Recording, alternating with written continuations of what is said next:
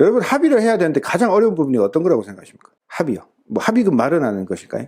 실무상 보면 합의금 마련하는 것이 물리적으로 불가능하거나 뭐 이런 부분 때문에 사실 합의가 이루어지기 어렵고 이런 것은 사실 그렇게 많지는 않은 것 같습니다. 결국은 피해자와 가해자와의 어떤 사건을 대하는 합의의 조건에 관한 뭐 이런 온도 차이라고 볼 수 있는데, 범죄 피해자는 극심한 정신적인 피해를 입은 상황입니다. 그에 대해서 어떤 정신적인 증상을 호소하기도 하고요. 그 다음에 신체적인 피해를 입은 경우에는 마찬가지로 신체적인 장애를 호소하기도 합니다. 그런데 가해자는 경제적인 여건이 제한된 상태에서는 피해자가 요구하는 수준까지 합의금을 마련해 줄 수 없다는 어떤 상한선을 이렇게 설정을 해두고 있는 상황인 거죠. 예, 그렇기 때문에 당연히 어떤 피해자가 요구한 수준하고 가해자가 요구한 수준하고 크게 차이가 있고, 그리고 피해자가 요구하는 합의 수준이 보통은 되게 높습니다. 가해자가 생각하는 것보다. 왜냐하면 사건을 대하는 태도가, 그리고 사건을 대하는 어떤 입장이 다르기 때문에. 그런데 이 간극을 좁히지 못하면 결국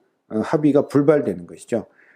그런데 합의의 조건, 그러니까 합의의 조건에 대해서 협의가 이루어지기까지 어떤 조율이 필요한 과정 중에 당사자라든지 피고인이라든지 피해자가 직접적으로 접촉을 해야 되는 경우가 발생할 수 있습니다. 자, 이런 경우에는 오히려 피해자가 피고인한테 쫓겨서 합의를 종용받거나 이런 경우도 종종 생기는데, 뭐 이런 것을 이제 방지하는 것이 이제 뭐 국선 변호사, 피해자 국선 변호사 제도 같은 게 있을 거고요. 그 다음에 이제 피고인, 피의자를 위한 변호인이 있으면 그 변호인을 통해서 가해자, 피해자가 직접적으로 접촉하지 않고 합의가 이루어질 수 있도록 하는 것이죠. 변호사의 역할이 뭐 그런 부분에서 좀 중요할 수 있을 것 같습니다. 뭐 조건을, 합의 조건을 조율하는 부분도요. 서로 입장을 전달하고 이제 합의 성사를 위해서 지금 노력을 하는 거죠. 그 다음 뭐 맨날 물어보는 얘기입니다. 가해자, 피해자가요. 양 쌍방 동시에 궁금해하는 부분인데, 도대체 이런 사건은 합의금의 액수가 얼마냐 이렇게 물어보죠. 근데 합의금의 액수가 정해진 게 없습니다.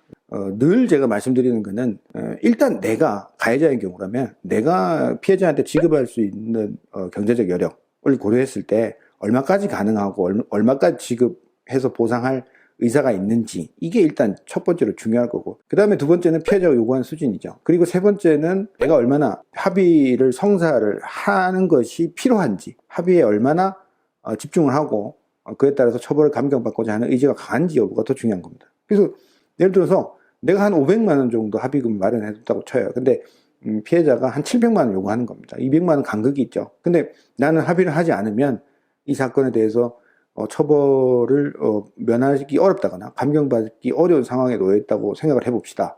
그러면 가해자는 500만 원 상한선을 넘었다고 해도 그 200만 원 차이 때문에 합의를 포기하거나 이러기는 좀 어렵겠죠. 그러면 700만 원 주고라도 합의를 빨리 해버리는 게 차라리 나을 수도 있다는 겁니다. 그래서 사실 피해자 가해자의 어떤 합의금의 액수가 적정한지 뭐 이런 것은 사실 따져볼 필요성이 있을까 뭐 이런 거죠. 그리고 이제 실무상 관행처럼 어떤 죄의 경우에는 얼마, 어떤 죄의 경우에는 얼마, 이 정도 사안에 대해서는 얼마, 이런 경우로 디테일하게 좀 뭐 이렇게 정리가 되어진 측면이 좀 없지 않아 있기는 합니다. 속된 말이면 시세 뭐 이러죠.